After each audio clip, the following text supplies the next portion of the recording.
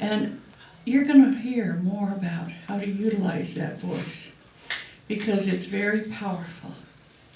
And please, are you ready to welcome Reverend Chris Brown? Woo-hoo.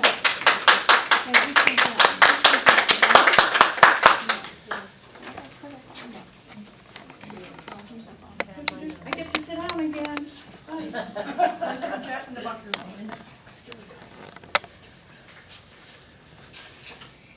Well, thank you very much. I am always pleased to stand up and spout out what I think I know. I decided that speaking is one of my contributions to CCL, and I hope that will be the case today. And Annie, thank you for your words earlier. Obviously you thought about this, and I think you'll be more than pleasantly surprised to know that you were totally tuned in. And I'll be putting some words right on it. I'm always grateful when I'm tuned in. Thank you. No question.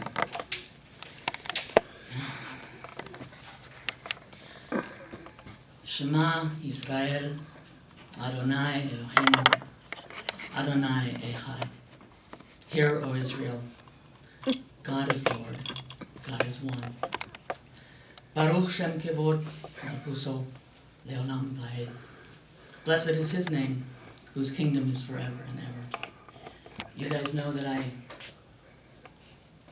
deliver that often, every time I speak, whenever I can. It's called the Shema. It's the call to worship, the Hebrew prayer. I fancy myself to be a professional speaker. By that I mean that I'm experienced in delivering information to groups, large and small. Additionally, I've spent most of my adult life teaching foreign languages and language arts in classrooms and on a one-to-one basis. For 45 years, being able to speak clearly and confidently has been a core competency for my livelihood. In addition to teaching, I also spend time in advocacy work. I've attended many venues, both public and private, and weighed in on issues I'm passionate about. They range from the political to the social to the medical to the financial. As a reverend, I'm also called upon to listen and sometimes offer counsel to folks in emotional distress or other challenging situations. And here at CCL, I've been privileged to be a member of the choir since 2014. Not that I necessarily sing on key, mind you, but I've always been able to carry a tune. And as a person who was kicked out of choir or glee club in 7th grade, because I couldn't sing, being warmly welcomed into the CCL choir just as I am has been a huge part of my personal healing adventure. So my voice has always been a good friend to me, a reliable companion as I have moved through life, sometimes as a student, sometimes as a warrior, and always engaged. Back in November, 8 months ago, I underwent a surgical procedure. And while my vocal cords were not the target of the surgery, the nerves that control my vocal cords were affected. First, I noticed that I tended to have what I call a whiskey voice. I joked that I sounded like Lauren McCall. And then other more disturbing issues became evident. In January, after 2 months of recovery, I sent the following message to my medical care team. Here are the issues with my voice. 1, I don't have the strength of air I used to have to speak or lecture to an audience. I don't have a reliable volume of air as before. I poof out. I'm used to speaking, calling, even yelling across large empty spaces and outdoors, and I can no longer do that. 2, I fatigue relatively quickly. The muscles of my throat and neck that are needed to speak or call out don't have the strength or stamina they once had. And third, I've lost all variability of pitch. My speech is terribly monotonal. If I try to carry a tune, there is no change up or down the scale. All do, re, mi variety and melody is gone. After 4 years in the choir, I can now offer only one note. As an inspirational lecturer, my flat delivery is quite a challenge to my audience as well as to myself. Now remember, I'm trying to get them to do something, so let's remember where this is going. Thus began a course of speech therapy, which I'm still working with. Over the course of 5 months, I've had an opportunity to experience, sometimes moment by moment, some of the challenges of losing one's voice and working to bring it back again. So let me underscore that my current health is fine. The surgery that I had did what it was supposed to do, and all of that's fine. And you're coming back to choir? We aren't at the end of the talk yet. So everything, in fact, is in its proper place, sort of. But the truth is that my vocal cords, instead of looking down on them like this, they're like this. So there's a nerve that does weird things. So I do have a physical thing. Everything is in place, but I need to hike it up. And I'm also pleased to report that I still have all of my foreign language sounds. I can do the French R, I can do the Russian H. So as a polyglot, I have not been diminished. My head is still pretty big about that. It's very funny because the speech therapist says, okay, I want you to do this, and I just laugh because I know how to do that. She says, blah, blah, blah, and I go, oh, that's just an ang in the front, nga, nga, nga. And most people don't know how to start a sound with nga, nga. I'm like, well, yeah, I know. It's very funny. Okay. I'm relearning how to use... Why do you want to go no? Yeah, But it's also- Oh, it's an exercise. Oh, thank goodness. I thought I Yes. was missing something in my vocabulary. Well, most words in English don't start with NG, and so English speakers don't realize that NG is a consonant that can start a word. But as a linguist, I've studied sounds and how they're produced, and I teach that. And so nga nga is actually an initial consonant. Wow, that was way off my paper. Thank you. But a very informative Very detour. informative detour, exactly. And I have so many more. I'm trying to keep this to 2 hours. Okay. So I'm relearning how to use my breath to power my voice rather than the muscles of my neck, for example. I'm learning to speak with consonants. What kind of Consonance.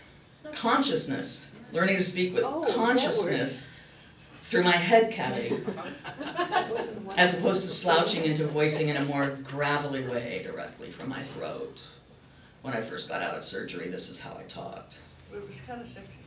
It was Lauren Bacall. How could it not be sexy, right? Put your lips together and blow. Baby, I thought you never Oh, had. baby. So I'm visualizing my rib cage as an accordion with its ebb and flow, and rephrasing my sentences with new pace and rhythm. After 5 months, I've made lots of progress. I can deliver longer talks, lead higher energy conversations, and generally find a way to express myself without losing steam. For the most part, I feel myself pretty much back. However, the great discouragement for me at this stage is I cannot produce notes to sing. An elementary do, re, mi is simply beyond my capability. And what I have lost there is known as pitch. So of all those things, the pitch is the one that's really not come back yet. I thought it would be okay if the lasting result of this surgery were that I could no longer perform with the CCL choir. The choir loves me and I love them, whether I'm in their ranks or not, and I have made peace with this loss. However, I did not realize what else I had lost when I lost the ability to control pitch, to deliver a melody. If I cry about this, it would be a really good thing. Okay, go for it. I first experienced the disappointment of this loss in April this year when I joined Reverend Annie at the podium at our Passover service to deliver the Shema. the call to worship in Hebrew.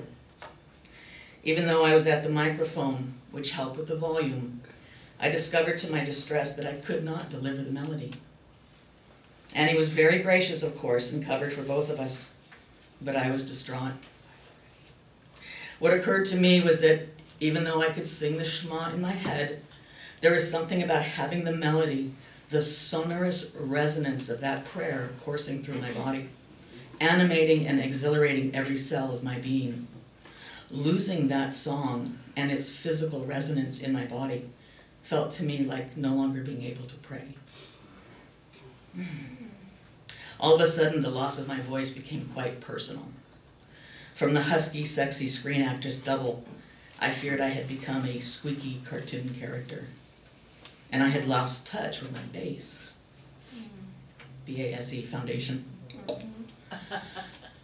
And I then discovered what I was feeling was a rent in my identity. Who am I if I cannot sing the Shema? And what about those other songs, many in French and German and Russian and Spanish, that I have loved and embraced since childhood? Who am I if I cannot sing? How significant is the loss of the voice, especially if I can hear it in my head, but I can't produce it with my body? I had no idea how entangled my voice was with my identity. As I poured out my anguish and emotions to the speech therapist, I found myself considering, what after all is my voice? How have I used it over a lifetime to affirm myself to who I am and to telegraph to others how I want them to see me? For example, when I was singing in the choir, I was very proud to stand with Corky. And the two of us would sing below the guys. We held up the bass, while they sang the tenor parts. That's not objectively true, but it was my intention. And it was how I positioned myself across the musical page. We would sing the bottom. Hopefully no one listening could actually tell that I was off key, and at the same time, our lower notes added a valuable foundation to the harmonies being expressed in the higher registers. We had a place and a function in the order, in the choir. But the truth is, it was also a game. How low can I go? Why did I want to stay in the lower registers, apart from not standing out? And upon reflection, I was surprised to uncover a layer of recognition that I still carry with me some of the ideological structures of the lesbian women's movement of the 1980s, in particular the identification as butch and femme. You didn't know that was going there, did you? Well, it's still, no, it's June is gone, it's not July, but that's still pertinent. I never felt torn between these two. I was always on the butch side. Definitely not on the femme side. In fact, I didn't even like feminine women. For more than 3 decades, I had chosen to surround myself with strong, competent, ambitious, androgynous people who were also female. Engineers, carpenters, business owners, athletes, and the like. High voices and high heels were not for me, nor for anyone I wanted to know. Lipstick lesbian. In consulting psycholinguistic literature, I learned that a higher vocal pitch, for example, is associated to joy and to anger.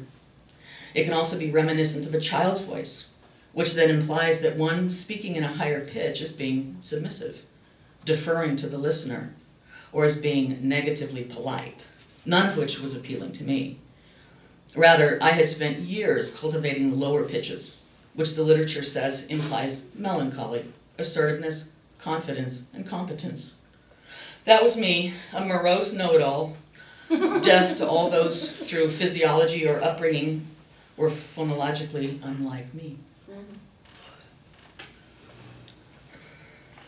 I also discovered that as I was trying to lift my voice out of the throat and into the head cavity, at times I would fatigue, and toward the end of sentences, my voice would become coarse. As much as I wanted to believe that this was a physical phenomenon, I had to also admit that this voice was my cynic. I would drop my voice when I wanted to express some irony, and not in a generous way. For these reasons and more, I became determined to restructure my voice, both for physical comfort and for health, and also to take the difficult steps to become more of the person I'm evolving into. As I scanned my memories for clues to my motivations in choosing how I spoke, I discovered an interesting image that I want to share with you. I have spent much of my life telling. I lecture, I teach, I evaluate, I advise, I judge. But having become a reverend, I am committed to becoming more of a listening ear. In that sense, it is critical that I become receptive when I talk. In one imaginative moment, I was able to visualize how it is when I'm listening to someone, really listening, not just waiting to respond. And here's the visual. It's like Indiana Jones was in that chasm. He enters the chasm and he has to find the way across. It seems there's no way to bridge the abyss. So in that moment, he takes the leap of faith and he discovers that there is indeed a bridge, a connection between the two sides of the chasm. And in that moment, he crosses the gap. And then he reaches down and picks up a handful of golden sand. He turns and sprays the golden sand into the chasm across the abyss. And lo and behold, the pathway is illuminated. The sand has highlighted a heretofore invisible bridge across the other side. Somewhat reminiscent of this image, I could see that when I'm listening to someone, I cleverly toss out those grains of sand energetically, almost like breadcrumbs to the other person. I intentionally create an invitation to consider taking a few steps in my direction on his or her own terms. Here, I'm offering loving help and support. Would you like to begin to approach? At least this is my intent.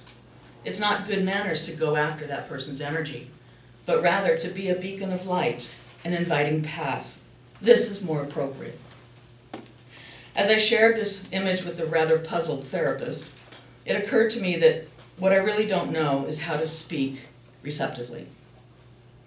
And I'm not talking about active listening. I'm talking about sitting with somebody and using my voice, my pitch, my volume, my resonance, my energy manners to create an energetic field that is welcoming, attentive, beckoning, and not invasive or imperious, or worse, desperate to connect.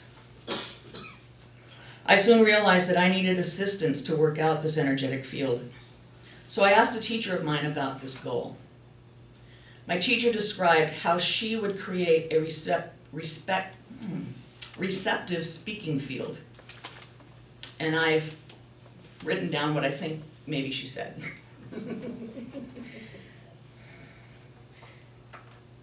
Obviously, to show that you're being receptive, you don't want to be in your client's face. Firstly, you need to stay on your side of the two of you. Then from your place where you are sitting, call on your resources, your lineage, your education and training, your community. Embody the felt sense of attentive counselor, but not like a powerful wave pushing out in front of you. Don't launch it at your client. Rather, attend more to what is at the back of you. Feel the support of the walls, the beams, the windows. All of these resources are lining up to help you and your client for your highest good. Keeping this field of energy behind you allows for the field to remain in gentle receptivity. Think of it more like being in a spaceship with huge windows. You are held safely within a container that still has access to the vast resources of space. Your library can be as big as you want, but don't overwhelm anyone with it. Keep yourself within the veil of this plane, but go ahead and access the greater library of support. And as with all work you do as a light warrior, make sure you have put an instruction into the container that it reflect the optimal parameters for your client's highest purpose and most optimal healing. Okay, so that's what we do in my energy class. If anybody wants to know more about what I do, that, feel free to talk to me afterwards. Okay, so where does this leave me when considering my voice? Edward R. Murrow. What was that? Good night and good luck. Edward R. Murrow said, "Just because your voice reaches halfway around the world doesn't mean you are wiser than when it reached only to the end of the bar." I could spend days narcissistically contemplating my navel on this voice issue. And the truth is, if I don't make the effort to use what I've learned about my voice and to use my voice itself, then the exercise has hardly been worth the effort. The next step I see is to consider the question, how significant is one voice? A single voice, my voice. There's been a lot said and written and published on this topic, and what I've done is I've gone ahead and printed out a bunch of quotes. I've numbered them to make it a little bit easier, and whoever has number 1, if you want to just stand up and read it, and then we'll just go 1 through 25. You know, it's funny because, you know, it's like, okay, which one should I get? Oh, some are green, I love green. But I pulled a blue one, and this one is particularly significant for me because for several years of my childhood I was a stutterer, like bad stuttering. So it's a quote from Madeleine Albright. "It took me quite a long time to develop a voice. And now that I have it, I am not going to be silent." Here's one. This one's kind of interesting. You've asked. When I decided to speak, I had a lot to say. Mary? What? I can't hear you. I'll repeat them. When I decided to speak, I had a lot to say. Maya Angelou. Oh, yeah, she didn't speak for years. It only takes one voice at the right pitch to start an avalanche. Diana Hardy. 4. Speak up and speak clearly. I want to hear what you have to say because it matters. Let's listen to each other and respect one another's opinions. Alicia Johnson. 5. When we speak, we are afraid our words will not be heard or welcomed. But when we are silent, we are still afraid. So it is better to speak. Audrey Lorde. 6. For many years, I also had a stutter, and so speaking has never been super easy for me. And I can relate to this one too. Speak up. And even when they refuse to listen, I'll keep talking anyway, hoping on a slim chance that the things inside my head are worth something to someone. Even when they refuse to listen, I'll keep talking anyway, hoping on a slim chance that the things inside my head are worth something to someone. 7. Throughout history, it has been the inaction of those who could have acted, the indifference of those who should have known better, the silence of the voice of justice when it matters most, that has made it possible for evil to triumph. Haile Selassie. Thank you. 8. And you don't have to say this guy's name if you don't want to. Thank you. I've been trying to figure out how to pronounce it. Can you say it? No? Okay, I thought maybe you could. We can never intimidate and discourage the people who voice their words with courage. The essence of freedom rests precisely here, in the freedom of expression of the people, and we must protect it. And that's interesting because I really believe that even those that are expressing in their anger, they're expressing and it's their right to do so, and hating them back is not the answer. That is not the answer. Hear their voice and help them to find a different voice or one that leads them to a more peaceful way. But the expression is theirs and they're allowed it. That's right. Never stop that. 9. When I'm hungry, I eat. When I'm thirsty, I drink. When I feel like saying something, I say it. Madonna. That was for you, Jeannie. Number 10. The black sheep is sometimes the only one who's telling the truth. That's not a sheep, that's a wolf. Whoa, Okay, 11. that's me. So, I am wanting to move forward into the next stage of my life, but I don't have the energy and physical strength at present to do many of the things that would bring me joy and fulfillment at another time. The simple comfort of a smile from the clerk at the grocery store or a nod from another customer waiting in line are things that help to keep me optimistic. We can never take for granted how our simple acknowledgement of others and presence can impact their day. From Ann Nyler. 12. Okay, What is the one up on the podium? 12.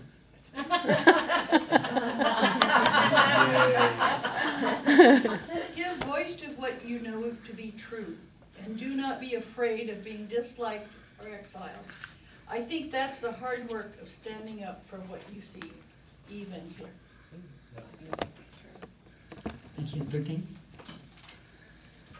My self-imposed mandate is to be the voice for the voiceless, and that's from Dionne Warwick. Okay, 14. This is a good quote. I like it. Leadership is not bullying, and leadership is not aggression. Leadership is the expectation that you can use your voice for good, that you can make the world a better place. Sheryl Sandberg. Thank you. 15. Nothing that I can say or do will change the structure of the universe, but maybe by raising my voice, I can help the greatest of all causes, goodwill among men and peace on earth. Albert Einstein. Thank you. 16. I think I'm required to stand for this when you hear it, number one. This stand wasn't because I feel like I'm being put down in any kind of way. This is because I'm seeing things happen to people that don't have a voice, people that don't have a platform to talk and have their voices heard and affect change. So I'm in the position where I can do that, and I'm going to do that for people that can't. Blessed be Colin Kaepernick. Okay. 17.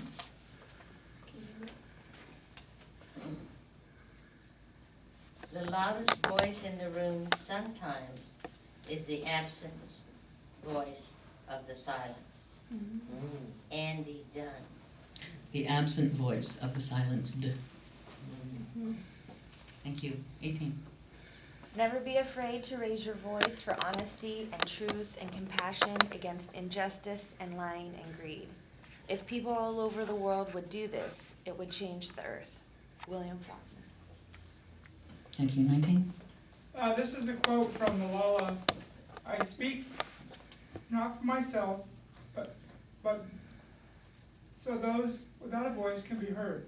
Those who have fought for their rights, their right to live in peace, their right to be treated with dignity, their right to equality of opportunity, their right to be educated. Thank you, Paul. 20. Nothing can stand in the way of the power of millions of voices calling for change. Barack Obama. Thank you. 21. We who have means and voice must use them to help those who have neither. Jennifer Donnelly. I think we're sort of getting a pattern here. We've got just 4 more. 22. When the whole world is silent, even one voice becomes powerful. Mala. Who wrote that? Malala Yousafzai. Yeah. She's a mononym now because we all know who she is. 23. Speech has power. Words do not fade. What starts out as a sound ends in a deed. Abraham Joshua Herschel. Thank you. 24. Surround yourself with like-minded, strong people. Use your voices and choose courage over fear. Lily Singh. Thank you. One last one. 25. One voice can change a room, and if one voice can change a room, then it can change a city. And if it can change a city, then it can change a state. And if it can change a state, it can change a nation. And if it can change a nation, it can change the world. Your voice can change the world. President Barack Obama. We have a lot of people helping us along. Speaking of resources, everything you've heard today and every person you've heard today is one of those resources. I have made a copy of a document that there's a stack of them on the table. It's called The Power of a Single Voice. Fabulous material. Feel free to pick it up. Okay, so I want to move into one other element. We've heard a lot today about voice and the qualities and the attributes of voice, raising and lending your voice. There's one more aspect of voice that I want to share with you, and that is the eternal voice. In some cases, it is also the still small voice within. I'm sure everyone in this room here has already experienced that still small voice. Sometimes it is known as intuition, the voice of our higher self, certainly the voice of God. As much as we may bluster about pretending to know something or pretending to not know something, that still small voice speaks to us and reminds us of who we really truly are. Sometimes we are not ready to hear that small voice. We continue to override it, not happy with the gifts it is presenting to us. Sometimes that still small voice is asking us to do something outside our comfort zone. Get up and start your day. Go talk to that person. Make peace with your enemy. Be grateful. Sometimes we know that still small voice to be of God. In the Old Testament, there's a specific reference to God speaking in the still small voice to Elijah. And online I found a very interesting analysis I want to read to you. There is only one place in Scripture where God is said to speak in a still small voice. And it was to Elijah after his dramatic victory over the prophets of Baal. Told that Jezebel, the wife of Ahab, king of Israel, was seeking to kill him, Elijah ran into the wilderness and collapsed in exhaustion. God sent an angel with food and water to strengthen him, told him to rest, and then sent him to Horeb. In a cave there, Elijah voices his complaint that all of God's prophets had been killed by Jezebel, and he alone had survived. God instructed him to stand on the mountain in his presence. And then the Lord sent a mighty wind which broke the rocks in pieces. And he sent an earthquake and a fire. But God's voice was in none of these. After all that, the Lord spoke to Elijah in the still small voice or gentle whisper.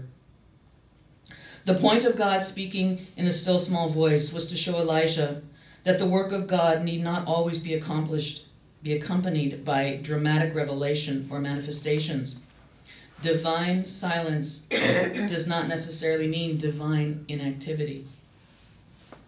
In Zechariah, it tells us that God's work is not by might nor by power, but by my Spirit, meaning that overt displays of power are not necessary for God to work. So how do we know when we hear that still small voice, how do we know that it is real and true and not a mask? So here are some thoughts I want to share, also from online. When I say online, it means I don't know who wrote it, but I liked it. Your still small voice will always be positive and will never tell you anything negative. It instructs you about what is going on in your body, mind, and emotions, and how to balance them, as well as giving you information on how to handle any situation you are experiencing in the world. If you make a mistake, it will not criticize or beat you up or tell you to worry about it and carry it around with you. It will say, yes, you have made a mistake. Learn from it so you do not repeat it again. Grow from it, because that is how we grow. It gives you what we call wisdom and will never let you down.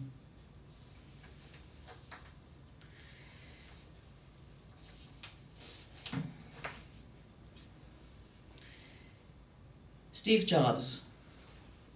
Your time is limited, so don't waste it living someone else's life. Don't be trapped by dogma, which is living with the results of other people's thinking. Don't let the noise of others' opinions drown out your inner voice.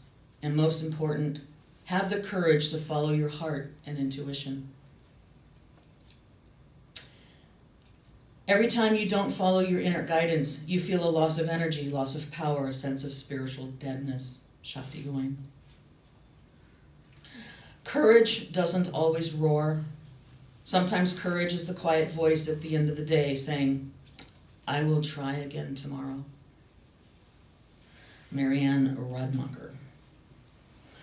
And from two of our greatest treasures. One of the hardest things in life is having words in your heart that you cannot utter. James Earl Jones, another stutterer. And there is no greater agony than bearing an untold story inside you. Maya Angelou. So this then is the second main takeaway of my talk today. I've made copies of another article, second article. I've made copies of a second article called The Still Small Voice, which I also will leave on the back table for your enjoyment. So please, listen to your voice, appreciate it, lend it, share it, and above all, be grateful for it in all the ways that it speaks to you and ultimately to all the world. Thank you.